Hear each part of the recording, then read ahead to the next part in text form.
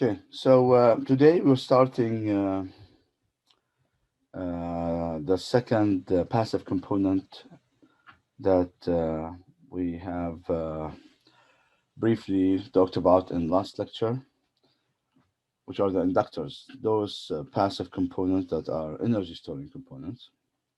So we talked about the capacitors in last lecture. Today we're going to talk about the inductors, and we'll see what's the difference between those two components. So inductors, as I said, they are passive devices. They store energy in the form of the magnetic field.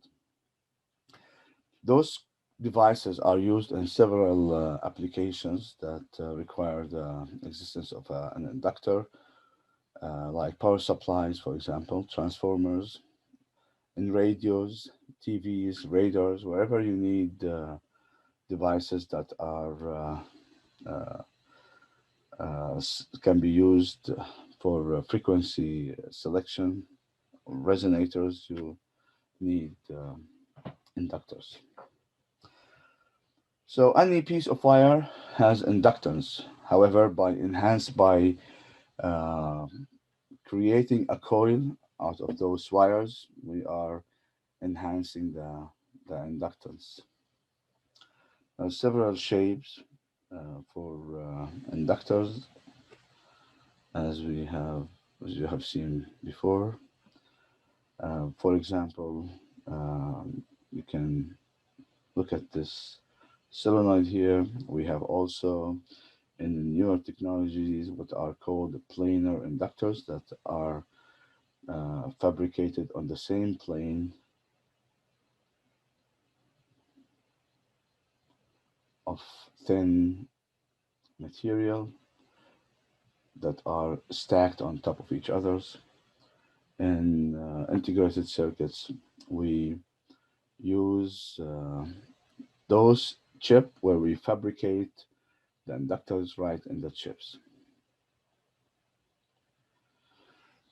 So inductor as capacitors, they have a relationship between the voltage and the current that is different than the capacitor. Here, the voltage is proportional to the time rate of the current to change. So V equals to L di over dt. If you recall in the capacitor, I was in the capacitor, IC was C dV over dt, dVc over dt. In the inductor, it's the opposite. Where L here is the inductance that is measured in Henry, and as you can see from this expression, it is also volt second per ampere. So when I introduce a time varying current, I get a voltage across the inductor. So inductors are, this inductance is a geometry based quantity. So looking at the solenoid and this expression, I can see that this inductance is a function of the n, which is the number of the turns, mu here, which is the permeability of the core that I am using to wire this inductor around, A, which is the cross section of this core, and L, which is the length of this solenoid. So in other words, I can see here that this inductance is proportional to the number of the turns squared, also proportional to this permeability, and proportional to the cross section, and inverse proportional to the length.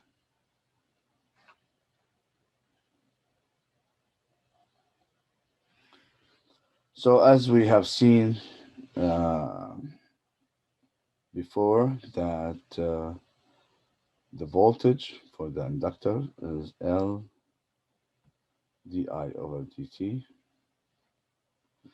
So if I am to calculate now the current, then the current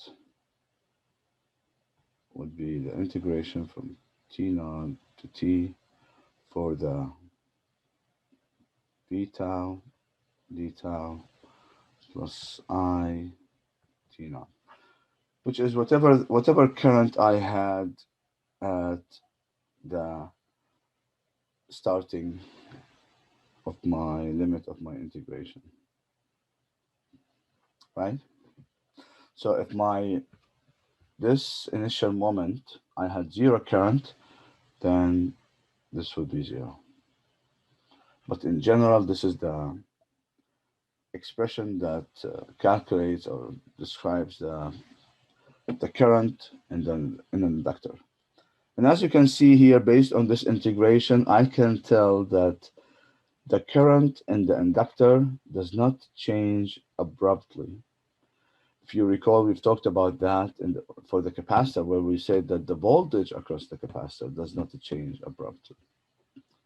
If I have an abrupt change in the voltage across the inductor, the current that goes in this inductor does not respond with the same change, does not change abruptly. It will be continuous. And that's why we said this is the key for the boundary conditions that we have in the inductor when we calculate uh, the transient current in the inductor, as we will see.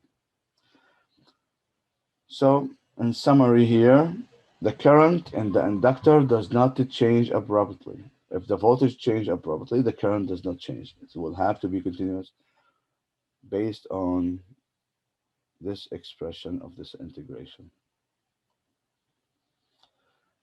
So the power is V times I. I have I and I have the V, which is basically, this is the power. If I want to calculate the energy, then I have to integrate this time rate energy, which is the power, integrated. And in this case, I will be getting the energy stored in the inductor, which is half Li squared.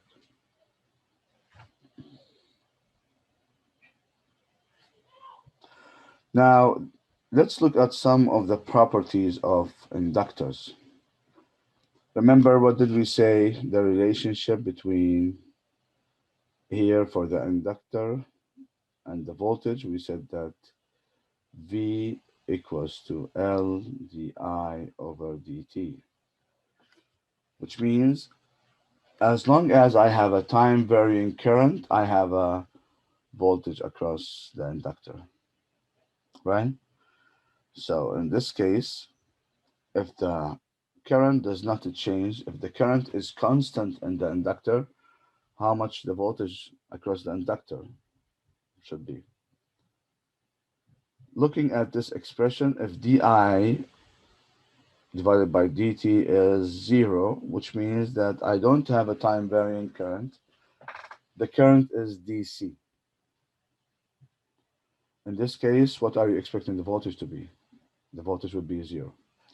And that's why we say an inductor, if this inductor has a DC current going into it, this inductor can be treated as a piece of wire.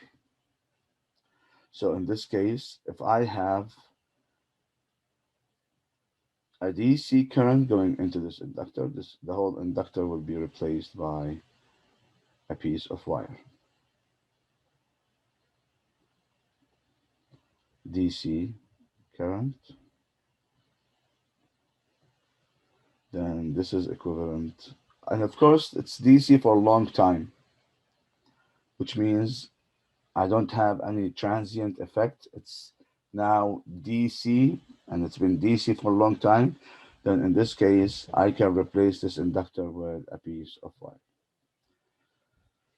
So you can look at the inductor here acting as a short circuit if there are other components that are connected across it. Just a second. So the inductor will be acting as a short circuit for the DC and DC for a long time.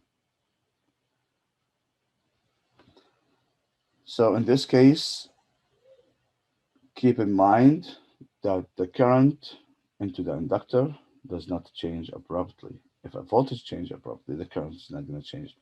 The current is going to take its time. It will be continuous.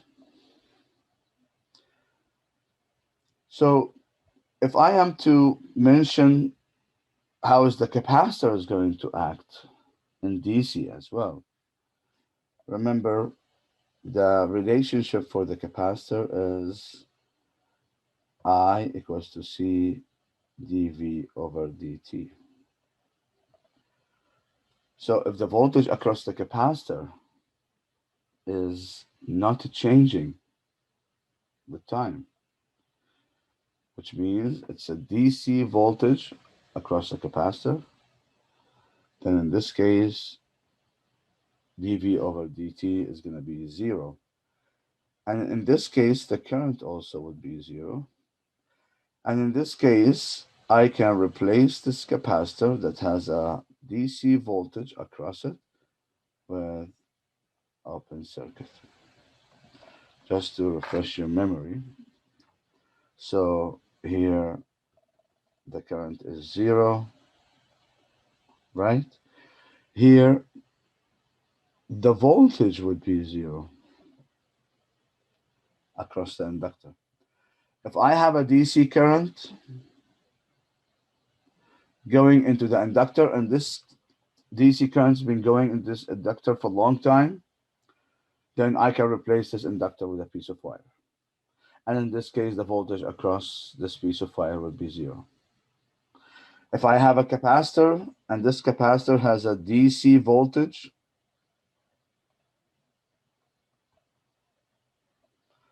and it's been DC for a long time, then I can replace this capacitor with an open circuit.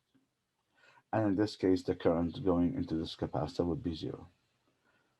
How did I come up with those conclusions? Understanding those two expressions. Here the current is time varying. Here the voltage is time varying. Understanding what does di over dt equals to 0, which is DC, no change, no time varying current, means voltage 0. For the capacitor, no time varying voltage means 0 current.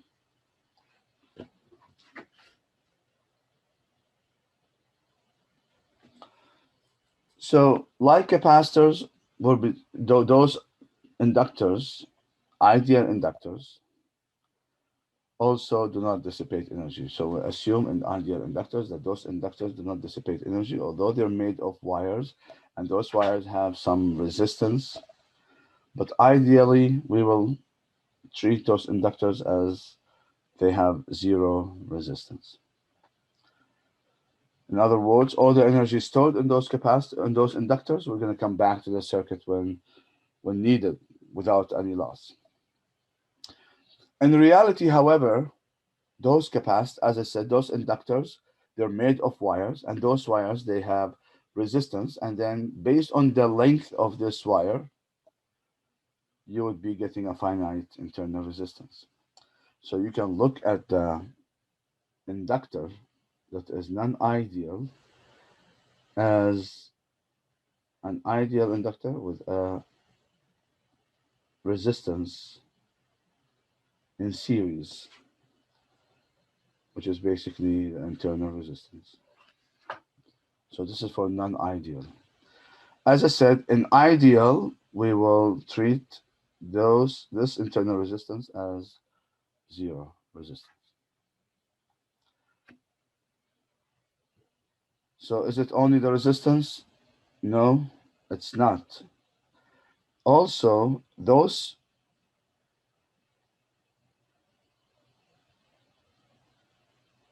winding, and because there is an insulator layer between those winds, there will be capacitance. We call it self-capacitance for this inductor between those wires. However, in low frequencies, you can ignore this capacitance. In higher frequency, you cannot ignore them. It becomes the limiting factor for using that inductor and that frequency, because you get to a point where this capacitance becomes big, right, at that frequency, and start to dominate or deteriorate the performance of the inductance. So in non-ideal inductors, those inductors, they do have self capacitance and they do have internal resistance.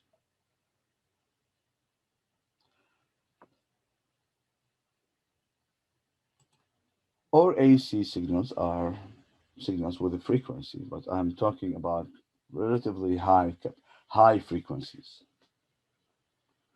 Relatively high frequencies, and every inductor has its own what's called self-resonance, and this self-resonance is when the impedance of the inductance of this inductor and this capacitance becomes equal, right? At that case, no, the impedance for the capacitor is not C. It is 1 over j omega C.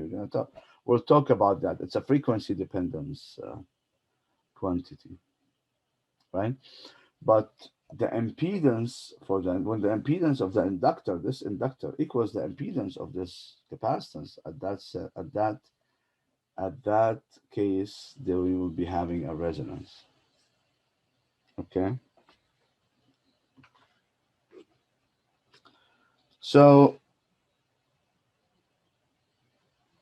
that's the difference between ideal and non-ideal. And here, as I said, you want to operate at a frequency that your inductor is working as an inductor. Now let's look at inductors that are in series and in parallel. How do we treat those inductors? Inductors, they indeed resemble the resistors, and they're treated the same. So in other words, inductors that are in series are added,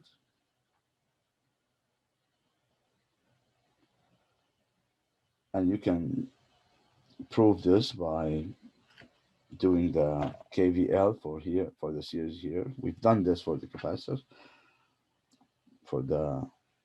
before. We're not going to repeat for the inductor, but the equivalent inductance is basically the summation of those inductances that are in series. What about inductances that are in parallel? Again, 1 over the equivalent is the summation of the inverses for those inductors. So this is the equivalent inductance for inductors that are connected in parallel.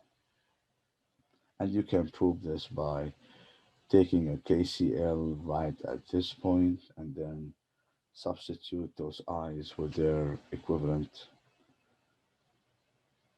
which is the integration of the voltage. Then you will find out that this equivalent is basically the inverse of the equivalent is the inverse of the summation of the inverses of those inductances. Okay, so delta Y that we have used for the resistors before can also be used for the capacitors and inductors. However, with the condition that you're using the same type. So you can use it for the inductors, you can use it for the capacitors as well. So in summary, those are all the relation for the resistor, capacitor, inductors in terms of the VI, right? Power,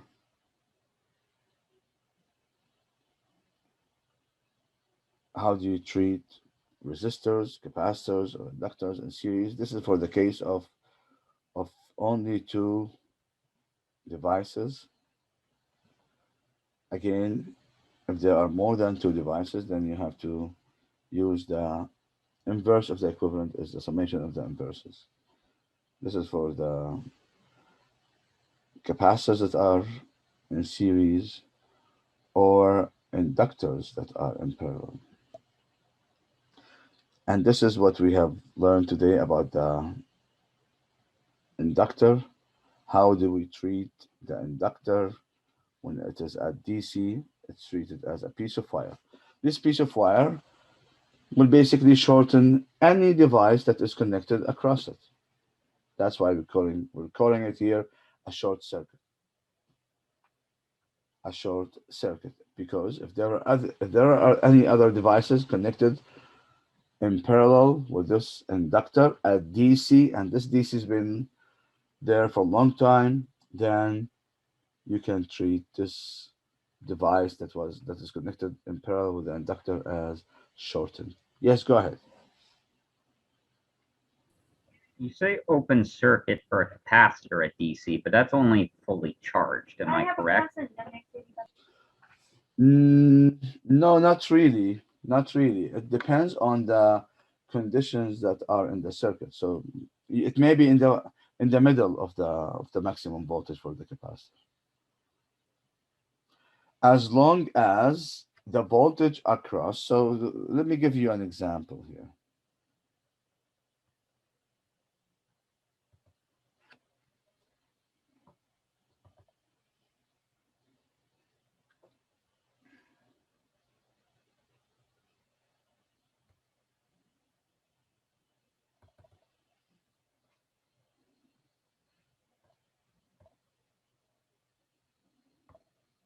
Okay. So if I have this circuit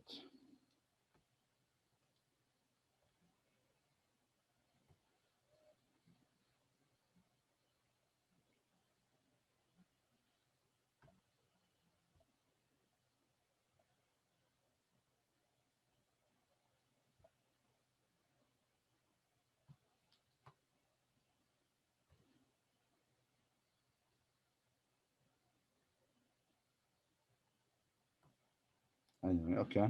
So if I have this circuit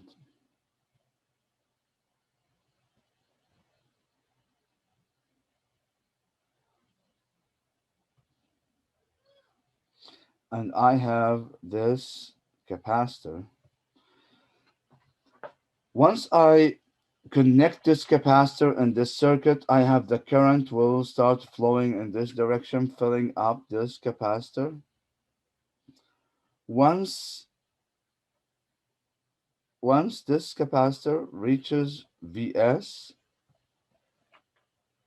right, then there would be no current. And in this case, Vs now will be constant across this capacitor. So Vs here as DC. Now remember, when I connected this capacitor, this was zero, right? The voltage across the capacitor was zero. And then because this current is flowing into now this capacitor, the voltage is increasing, which means it is changing, varying with time. Now, once this voltage reaches the same as this, then the potential difference across R as now zero, and this capacitor has reached this Vs. If this is Vs over 2, then the voltage that this capacitor is going to stop at would be Vs over 2.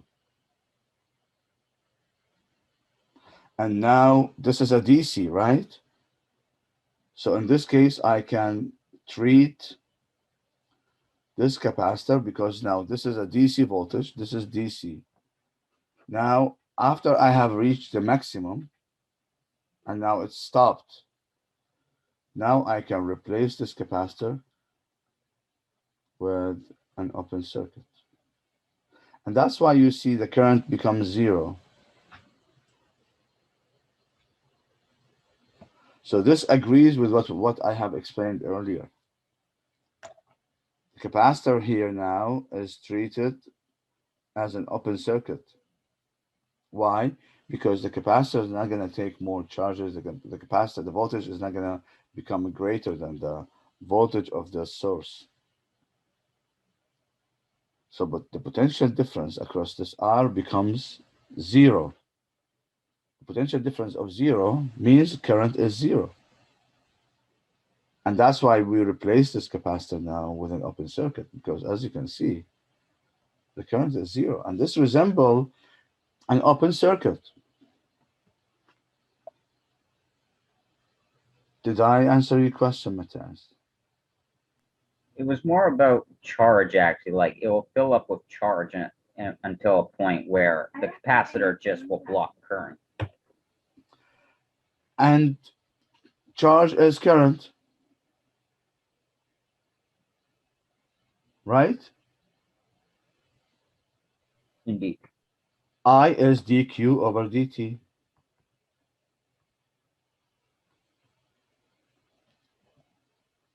Which basically the current here defines the time rate of the charge. When I say I is zero, this means I have zero charge flowing in that going in that direction. Right? So that's the rate. The current defines the charge rate. Make sense? Yes, thank you. Okay, you're welcome. Okay, so any other questions before we move on?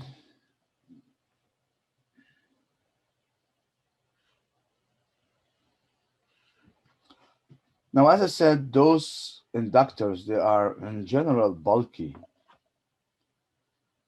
And at higher frequencies, they tend to have limitations because of this parasitic capacitance that's associated with those inductors. So they are used in some applications where you really need to build some resonators on circuit level, discrete circuit level. So you still need those inductors. And we've talked about power supplies. You still see those inductors, and some frequency tuners. You still see those inductors. Why? Because you need to build a resonator, and those capacitors goes hand in hand with the inductors when you need to build resonators. We still use them at low frequencies applications, and higher frequencies we use something else. But they are still used. Okay, so now we'll talk about two more circuits in Op-Amp that use the energy stored device. We have not covered those two circuits, and those two circuits are not included in the second quiz, but we will cover them today because we just finished the capacitor one lecture ago, where we can use this capacitor and those op-amps. So the first circuit is called differentiator. And this differentiator is basically using a capacitor right at the input, where basically replace the R1 with a C1 with this capacitor. And in this case, we come up with a new expression, a new mathematical operation, and this mathematical operation is called differentiator. How does this happen? If you look at here the current and apply the same approach where if you take KCL here, you're going to end up with IC equals to IR. However, IR as 0 minus V naught over R, and IC as C dVi over dt. Now, if you rearrange this equation, you're going to get this expression. What does this expression mean? This expression means that the output voltage is indeed the derivative of the input voltage times this RC, right? The output voltage is indeed the derivative of the input voltage times RC, and of course, with a shift of 180 degrees, and that's why we have this minus. So this is the first circuit. We call it differentiator because we can now differentiate this input voltage and create an output that is a function of this input, differentiated input voltage. However, it is shifted. What is the second circuit? The second circuit is called an integrator. So the first one was differentiating the input, right? Now the second one is integrating the input. How does this integrator work?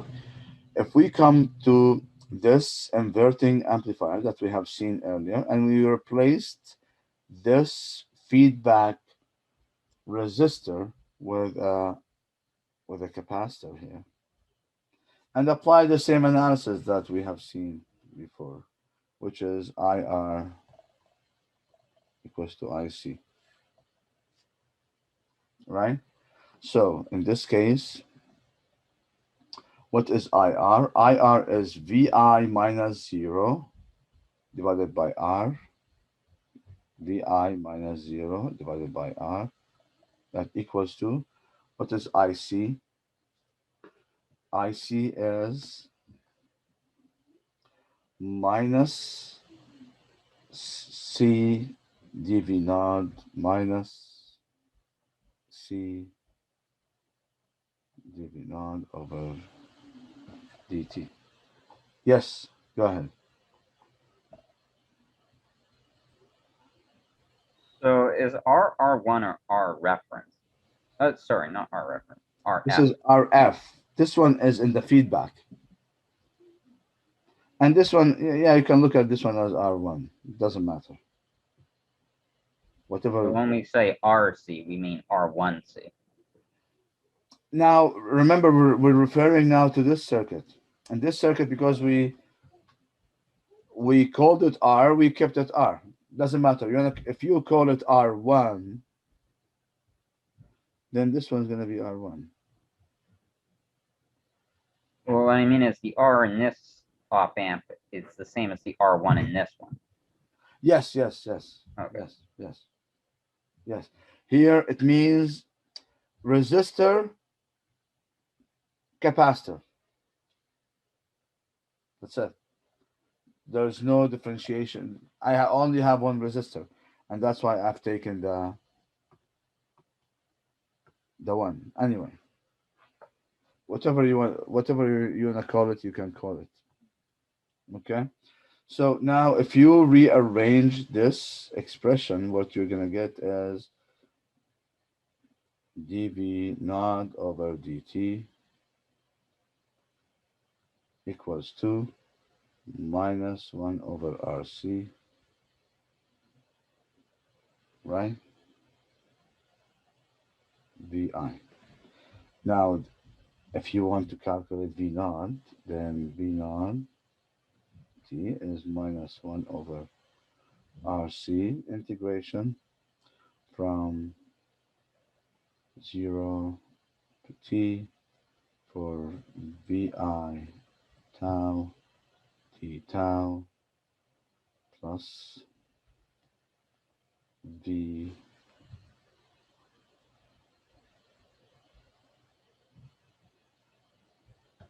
V0, right? Which is the initial condition, which is in this case as here in my case, I have 0 voltage across the capacitor. So in this case, this one would be 0, and I can say this is the expression that describes the voltage at the output of this integrator. And as you can see, V naught here, which is a function of time, is indeed the integration of the input voltage. And that's why we call it integrator.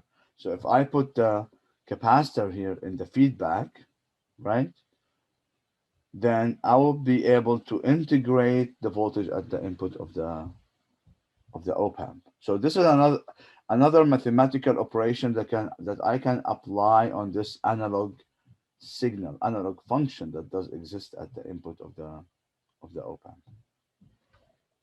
Any question about those two circuits that are not included in the quiz?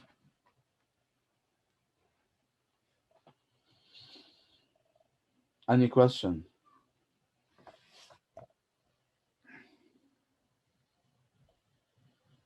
Okay. So let's solve a few examples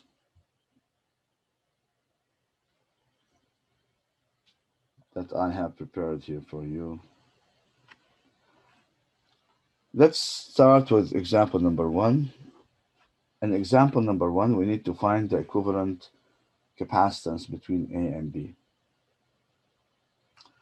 So the first thing we need to do is to identify which ones are in parallel, which ones are in series.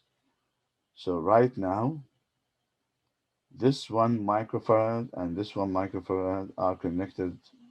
And can somebody help us here to solve this example?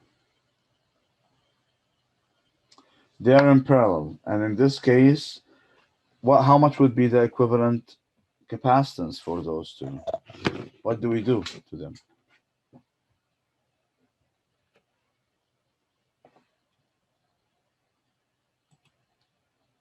Parallel, how much would be the equivalent?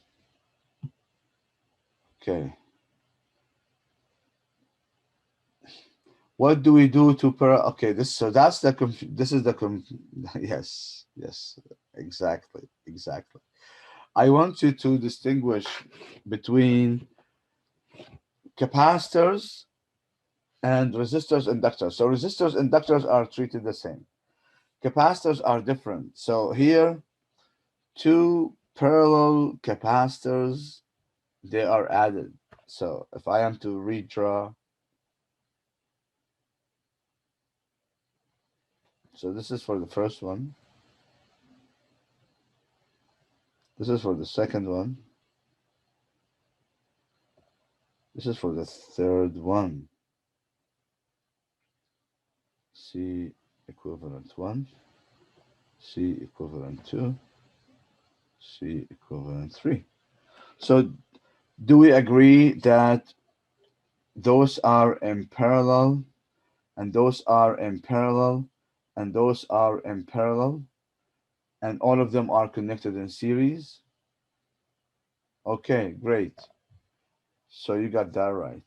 So those are in parallel, and parallel capacitors are added. So this is 2 microfarad. This one is 6 microfarad. And this one is 12 microfarad. Now, what about the C tot? C tot, those are in series, right? Yeah. So 1 over C tot is the summation of the inverses because they are in series and those capacitors. So 1 over 2 plus 1 over 6 plus 1 over 12. So in this case, 1 over C tot is 6 plus 2 is 6 plus 2 plus 1 divided by 12. And this is 9.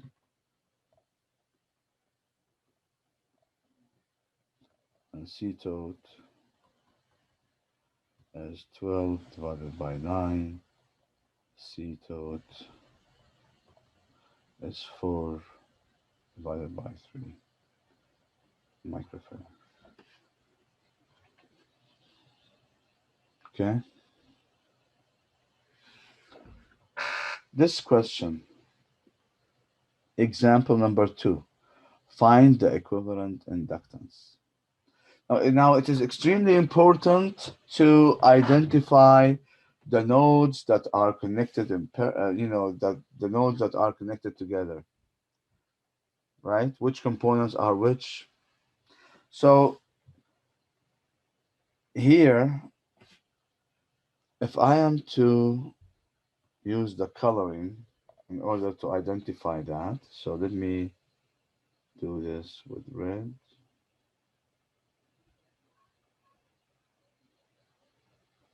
So that's a node.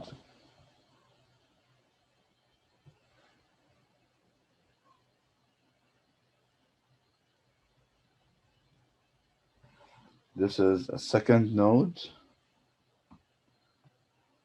And now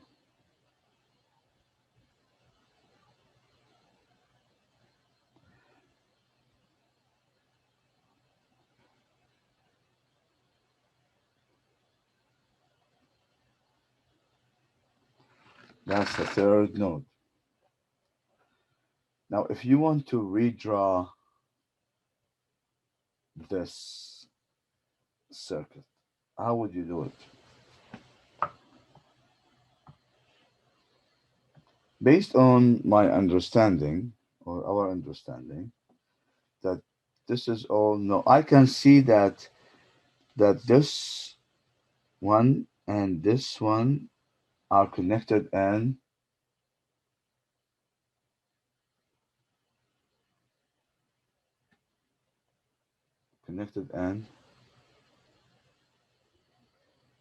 parallel, right? What about this one and this one?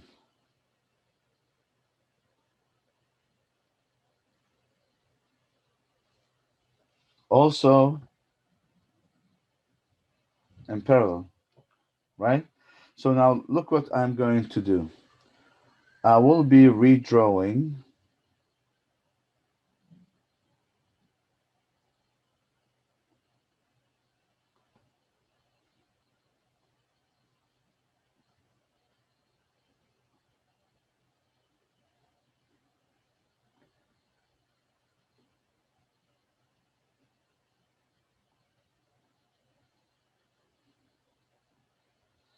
where this one now is half L.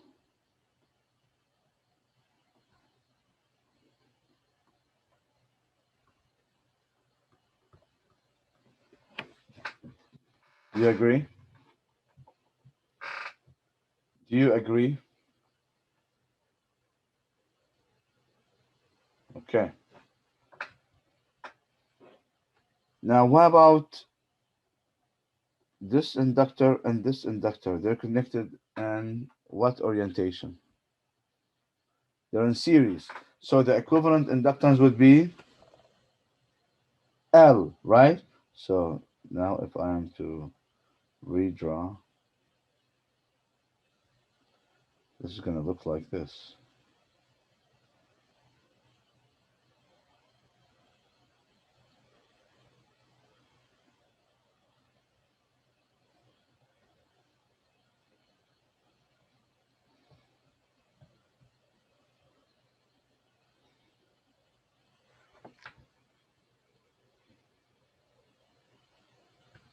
So now L equivalent, I have two inductors in parallel. then L times L over L plus L as L equivalent as L squared over 2L, L equivalent as L over 2.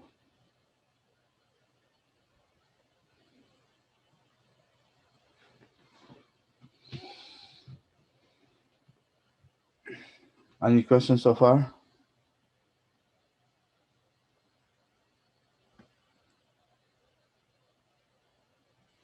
Now let's move to the circuit. Obtain the energy stored in each capacitor under DC condition. When I say under DC conditions, I mean it's at DC and it's been at DC for a long time.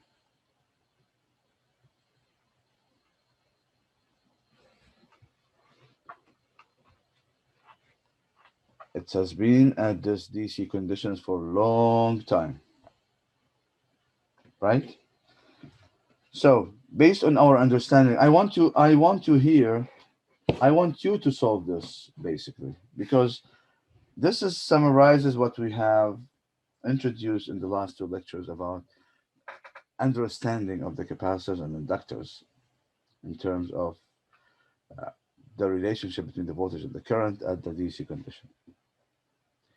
So I need to redraw this circuit, right? Can somebody redraw it for us? I think I can.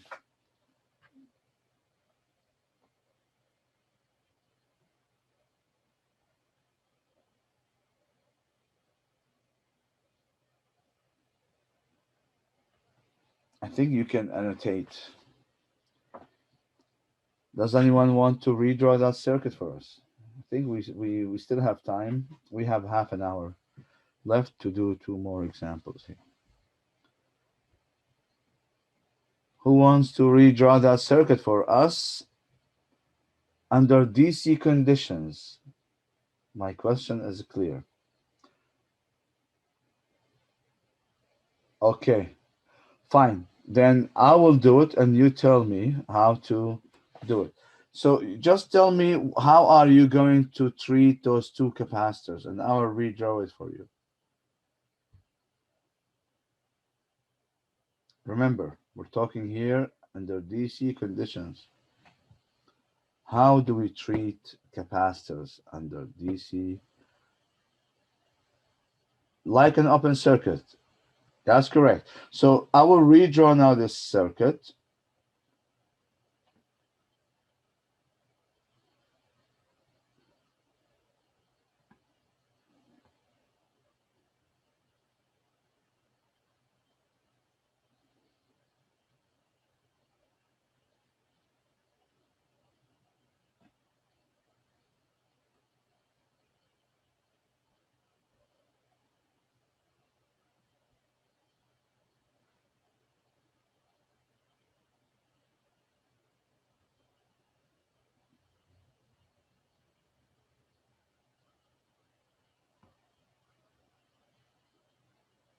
Yes, go ahead. Again, so the key word is after a long time, because I remember clearly from physics 1010 that a capacitor starts off as basically a wire, builds up charge, and then cuts the circuit. You So are only after a long time does it become an open circuit. absolutely. You're absolutely correct, and I am impressed by that. You still remember, if when the capacitor has zero charges in it, it starts with a piece of wire right at the moment where I close the switch. You're absolutely correct. If it has zero charges in it, right at the moment when I close the switch, it starts with a piece of wire. Right. So the statement for long time means that the capacitor has already reached whatever voltage it was supposed to reach, as how we've seen earlier. Remember when we redraw that circuit Vs and then we change it to Vs over 2, The capacitor has already reached its maximum voltage, and now there are no more, variation in the voltage across the capacitor. At that moment, you can replace it with an open circuit, but it has a potential difference across it, right? Although it's an open circuit, but there is a potential difference across it. You can find this potential difference from the circuit, and this example is going to show you how much that potential difference, or the maximum potential difference, the capacitor is going to has when it's stopped charging. Yes, go ahead.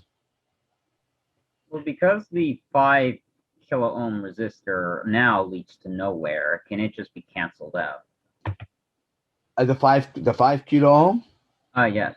Yes, I'm gonna come to this. Yeah, yes, exactly. I mean, the 5 kilo ohm here has zero current going into it, which means the potential difference across it is zero, which means that the potential at this point is the same as the potential at that point. Did you get this point? This is a very important point. This is extremely important. When I have a resistor that is in an open circuit like this, right? Because it's an open circuit, there is no current going into this. So here, I, for the 5 kilo ohm, equals to what?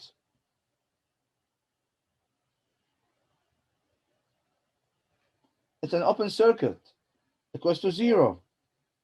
So if I am to give here names for those nodes, if I want to call this one A, this one B, this one C, and this one D, for example, right? I think I covered all of them. If 5 kilo ohm equals to zero, then the voltage across the 5 kilo ohm equals to what?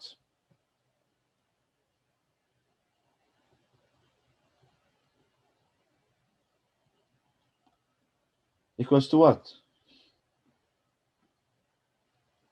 Zero.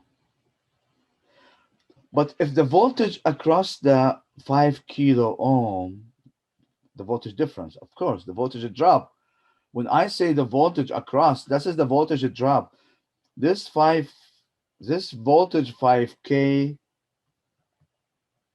is indeed VA minus VC. Is that right?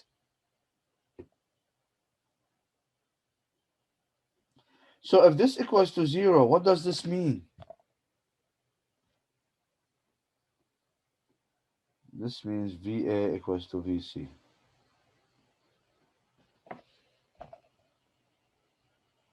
Yes. So be careful. Be careful. If you have a dangling component like this 5 kilo ohm from one side connected to an electrical node, this doesn't mean that here voltage is zero. No, it's not.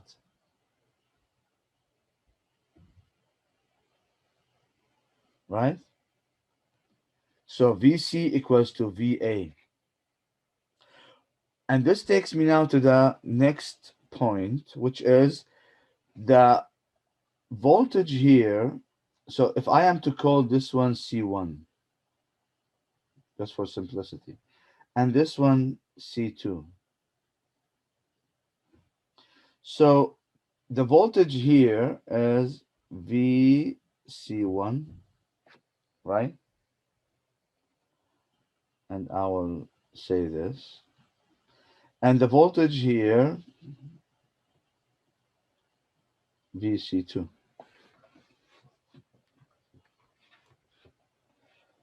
Can you tell me what is the voltage VC2?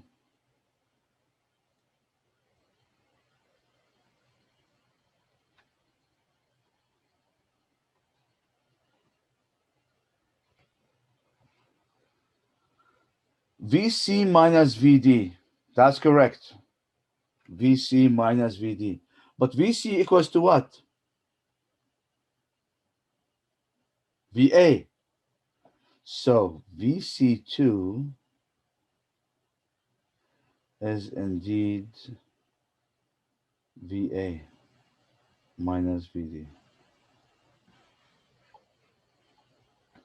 Why? Because this one was an open, although this one is an open circuit, but the potential at C is the same as the potential at A. So when I find VC2, VC2 becomes indeed VA minus VD, which is the same as the voltage across the 4 kilo ohm.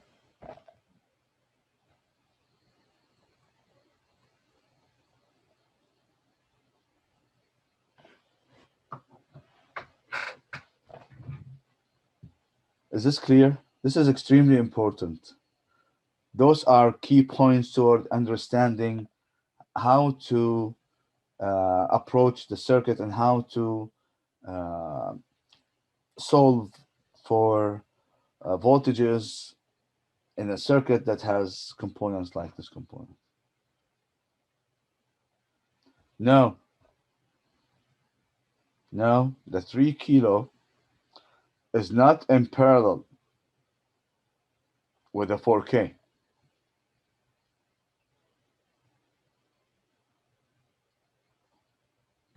Yes, because here I have a resistor. Now VC1 is going to be the voltage, the same as the voltage across the 2 kilo ohm resistor. So now, understanding what happened here, let me redraw that circuit again.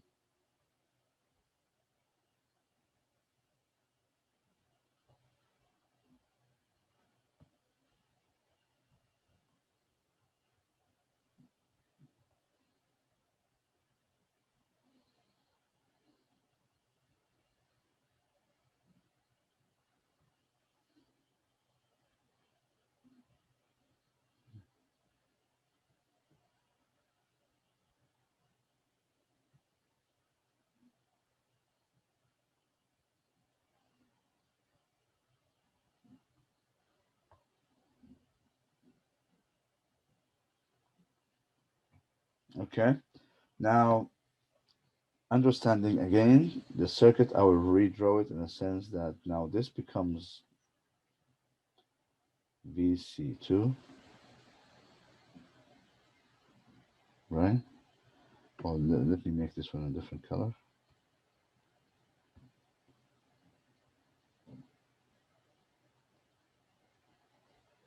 Now we know why, right? So now let me delete those,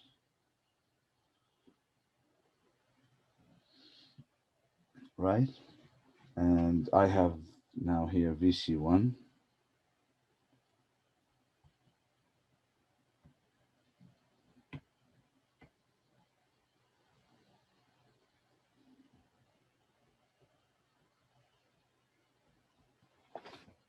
Now I know VC1 is across the 2K, and I know VC2 is across the 4K. Now I can solve for VC1 and VC2. Now, based on the current division, I need to calculate this current. Let me call this one I1. So I1 equals to 6. So it would be the other resistor, which is the 3, since all of them are in K, and it's the ratio, I will remove the K. So it's a 3 over 3 plus 2 plus 4, right? Because this branch is 6K and this branch is a 3K. So the other branch, the ratio of the other branch, 3 divided by the summation of both 3 plus 6, and then I1 is, now this is 3, 6, and the 3, 9, so divided by So this one is 2 milliampere, right? So now VC1 is this 2 milliampere times 2K.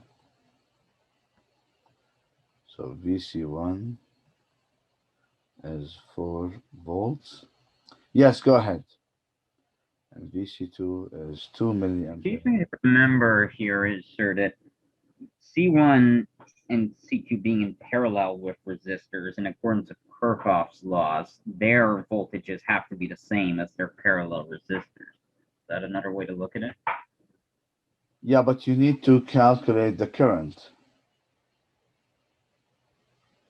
in order to find this voltage. And here for you, the voltage across the 6K is the same as the voltage across the 3K. So the voltage across the 3K is indeed VC1 plus VC2.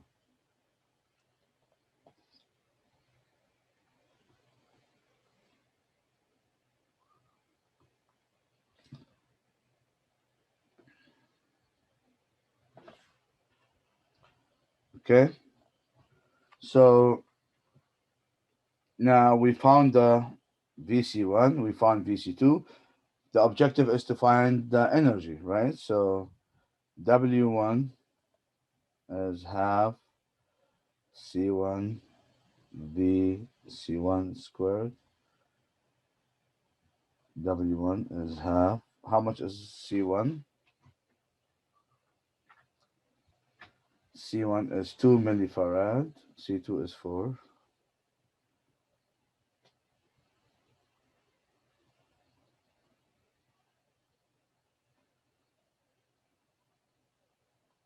Four squared.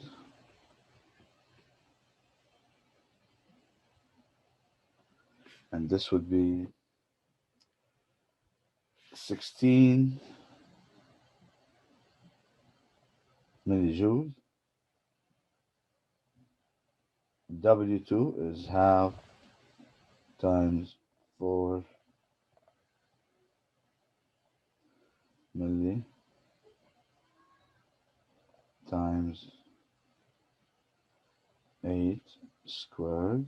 Then W2 is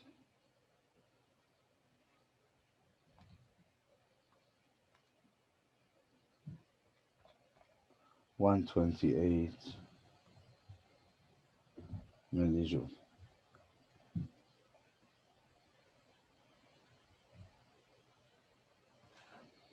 Okay? Any question about this problem? If not, then let's move on to the last example. Example number 4. Find the energy stored in the capacitor and inductor in the circuit under DC conditions. And again, when I say under DC conditions, I mean it has been at DC conditions for a long time.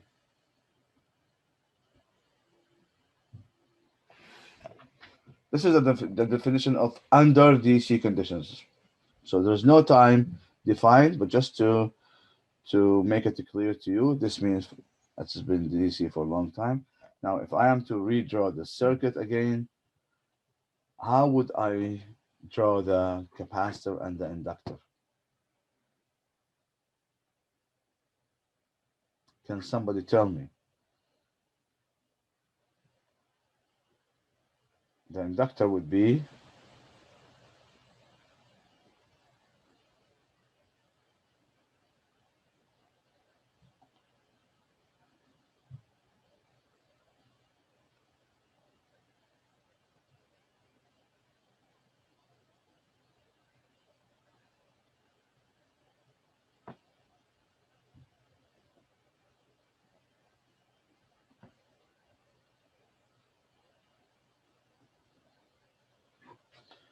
so this is IL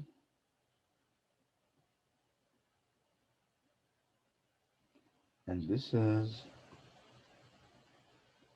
VC.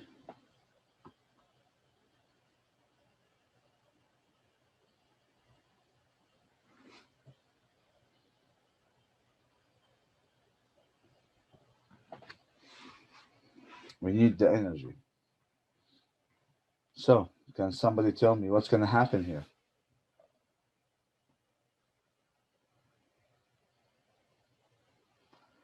VC capacitor is an open circuit. Well, one of your colleagues is saying capacitor is an open circuit and the inductor is a short circuit. That's correct. Now, what's the inductor? And VC is 0. Do you agree? Do you agree that VC is 0? This is based on what your colleague here is saying, that VC is 0. Do you agree that VC is 0?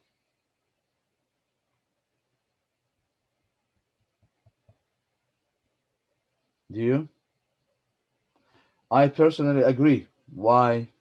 Because based on the same analogy that we have seen earlier here, this VC, and because this is now an open circuit, and the current here is 0, so the potential here is the same as the potential here. So if I am to call this one A, and this one B, and this one C, then the potential at B is the same as the potential at C. This is now we know. We've understood why the potential at B is the same as the potential at C, which means that VC is the potential difference across this piece of wire, across the inductor. And this is a short circuit, as you can see, a piece of wire. The voltage across a piece of wire is 0, and that's why here VC is 0. But what about IL? How much is IL? You can redraw the circuit for, for simplicity, to simplify things for you, just to make sure that you understood. If I am to redraw the circuit here, I would get the following.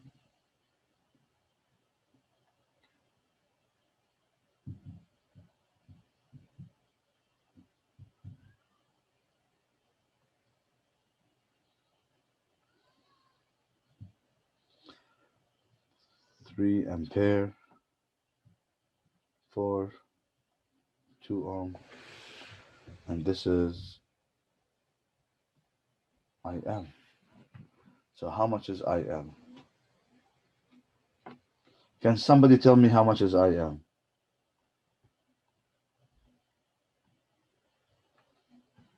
2 ampere. Let's see. So it is a 3. It's a 3. The other resistor, which is 4, divided by the summation, which is 4 plus 2. Right? So this is 4 divided by 6.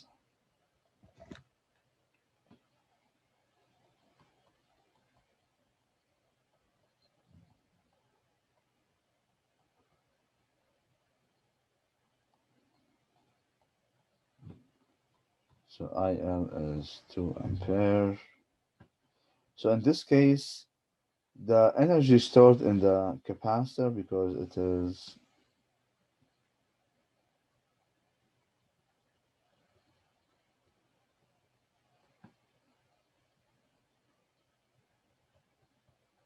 half L I squared, and this one is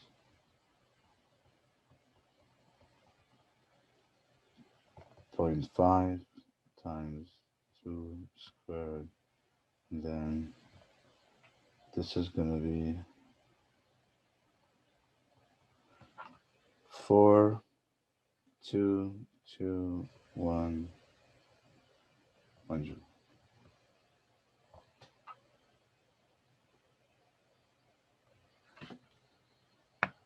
Okay. Any question? Any question? Any question about this example?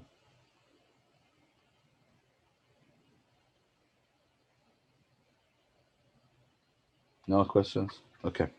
In this case, we will conclude our session. Next lecture is our second quiz.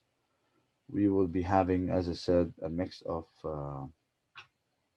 multiple choice, arithmetic, and long answer questions.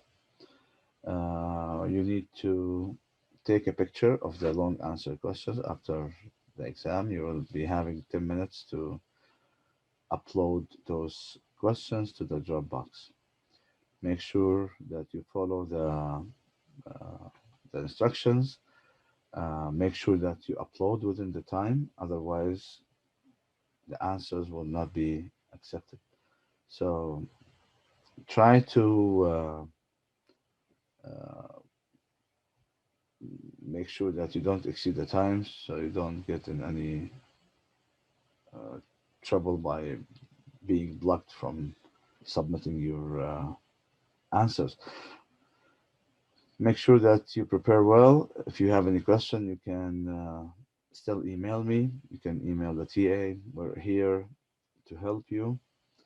And that's it. I'll upload the solutions for the problem set today, and then I'll see you on Thursday to do the second quiz.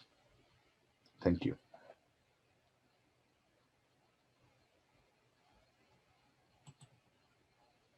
Thank you.